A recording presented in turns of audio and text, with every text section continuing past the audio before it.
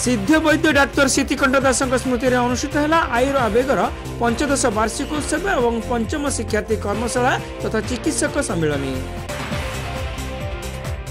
बालेश्वर विशिष्ट आयुर्वेदिक चिकित्सक सिद्ध वैद्य डाक्तर सीतिकंठ दास स्मृति में आयुर आवेगर 15 वार्षिकोत्सव और पंचम राज्यस्तरीय आयुर्वेदिक स्नातकोत्तर शिक्षार्थी कर्मशाला तथा चिकित्सक सम्मिलनी अनुष्ठित हो जाए।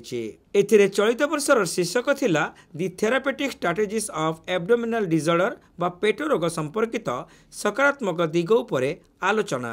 बालेश्वर अतिरिक्त जिलापाल सुधाकर नायक यह कार्यक्रम में मुख्य अतिथि भाव जोगदे भगवान धन्वंतरी पूजा अर्चना करने पूर्वक कार्यक्रम को उद्घाटन करने सह स्वास्थ्य सेवा आयुर्वेद तथा प्राकृतिक चिकित्सा पद्धति रे अवदान संपर्क में आलोकपात करथिले। भारतर पारंपरिक तथा प्राकृतिक चिकित्सा पद्धति को घरे घरे आदृत करने सह यार प्रचार एवं प्रसार पई आयुर आवेगर प्रयास स्वागत योग्य पदक्षेप बोली अतिरिक्त जिलापाल श्री नायक मत प्रकाश करथिले।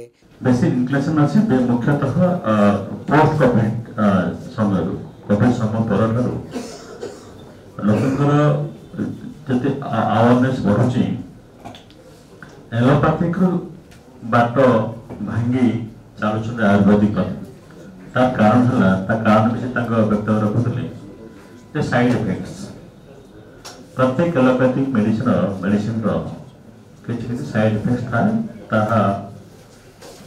समय क्रमे तार लक्षण देखा जाए रोग को चिन्हवा एवं तार प्राकृतिक चिकित्सा करवा जहाँ अल्टरनेटिव मेडिसिन भी कहूँ बर्तमान समाज आयुर्वेद नेचुरोपैथी आकुप्रेशर ये प्रकार चिकित्सा को देखुचे जहाँ को मुख्यतः आपण मैंने संभाषण जिते कौन से विद्यार उपर आलोचना पर्यालोचना हुए कर्मशाला हुए आमर ज्ञान रुधिवंत हुए एवं ठीक भाव आम रोग लक्षण जाना एक उपयुक्त चिकित्सा प्रणाली प्रयोग करने से मुख्यतः अच्छी ये विद्या को लोकप्रियता हासिल करने।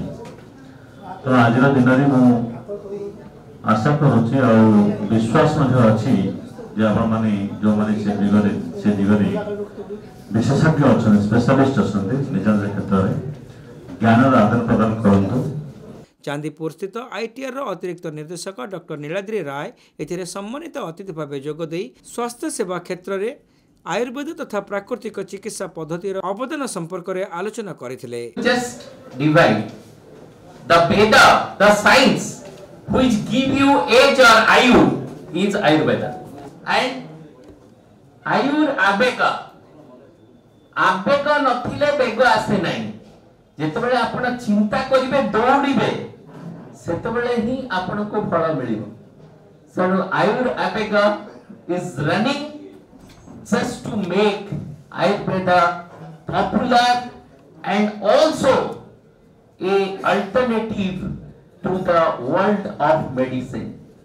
The world of medicine is allopathic and there are Unani, acupressure, acupuncture, and we all very well know that Kerala is known for this Ayurveda with all those Panchadhara, Kriya Karma and all, and how much effective many of the places. I know one of our scientists and colleague was facing one kind of skin disease, which is, there are many diseases which allopathy declared as autoimmuno.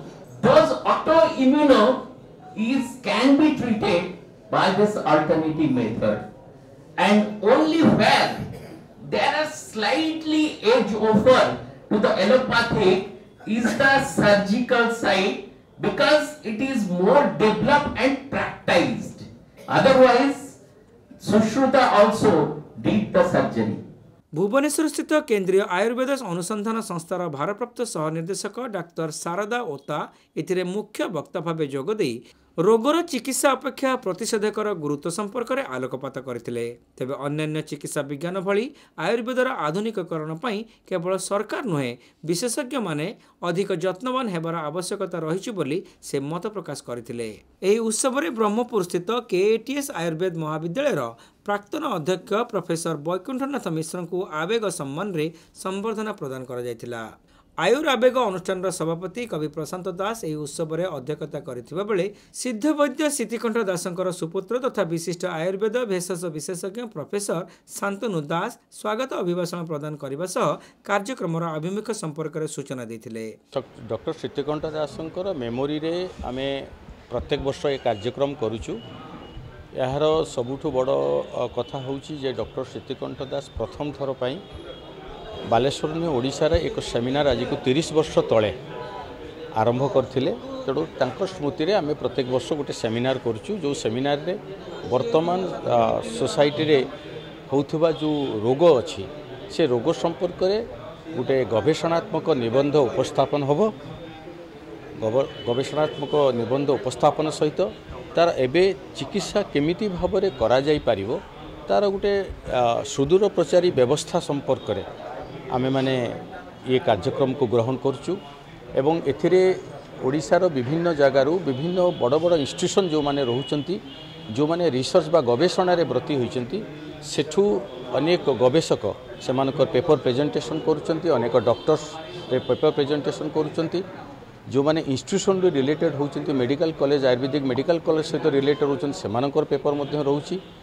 द्वितीय जो periphery doctors रहउचंती धरा जाऊ आमे ओडिशा रे बालेश्वर केउझर मयूरभंज भद्रक भुवनेश्वर बरहमपुर विभिन्न जगार जो चिकित्सक माने आसुचंती सेमाने मध्य से संपर्क रे जो गवेषक माने पेपर प्रेजेंटेशन करचंती सेमानकु क्वेश्चन माध्यम रे वर्तमान परिस्थिति रे चिकित्सार कौन उचितता रहिबो से संपर्क रे प्रश्न करिवे।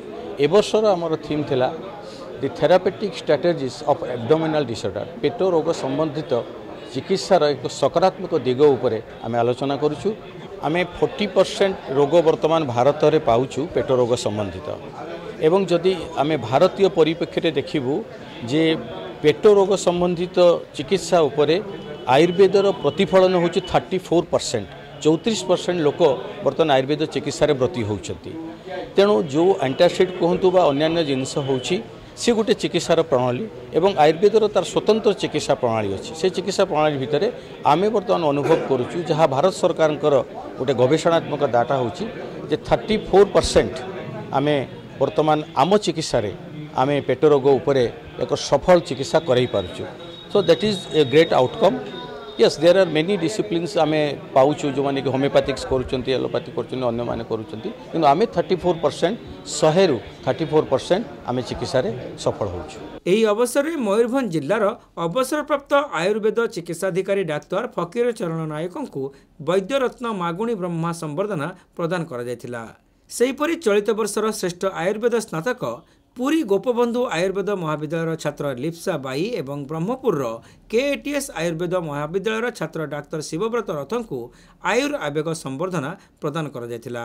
परे प्रोफेसर डाक्तर शांतनु दासंक अध्यक्षता रे संपान एवं गवेषणा निबंध उपस्थापन कार्यक्रम अनुष्ठित होइतिला।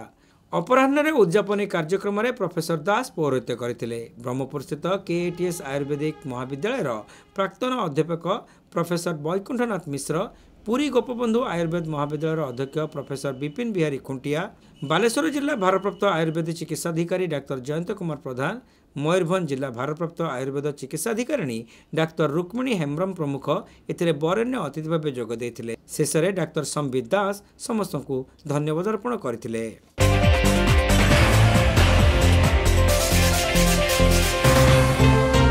Baleshwar saint John college of nursing and paramedicals रे चलित शिक्षा वर्ष आरंभ है admission. Odisha university of health science और डीएमईटी स्वीकृति प्राप्त तथा निजस्व कैंपस हॉस्टल सहित 100 बेडेड हॉस्पिटल और रिहैबिलिटेशन सेंटर थिबा उत्तर ओडिशार एकमात्र नर्सिंग कॉलेज। एठारे बैचलर ऑफ फिजियोथेरापी बा बीपीटी कोर्स रे नाम लेखाइबा पई आज ही आसंतु। मन रखंतु बीपीटी कोर्स सरीबा परे छात्र छात्री माने निज नाम आगरे डाक्टर लिखिबार सुयोग पाइबे। ख्रिस्टियन भैल्यू और डिसिप्लिन सहित अभिज्ञ शिक्षकों शिक्षादान ई क्लासेस 24 घंटिया निजस्व हॉस्पिटल रे प्रैक्टिकल ट्रेनिंग उभय बालक और बालिका स्वतंत्र हॉस्टेल प्रभृति सुविधा सहित कोर्स सरिबा परे कॉलेज रो निजस्व हॉस्पिटल रे 6 मासर इंटर्नशिप जहाँ छात्र छात्री नियुक्ति पई बेस सहायक हेबो। ताहले अपेक्षा काईकी +2 साइंस पास करितबा छात्र छात्री एडमिशन पई जोगाजोग करंतु Saint John college of nursing and paramedicals mission compound Baleshwar. Code 06782262041 265602 mobile 7735 36838 9777 122 122 94370 65601।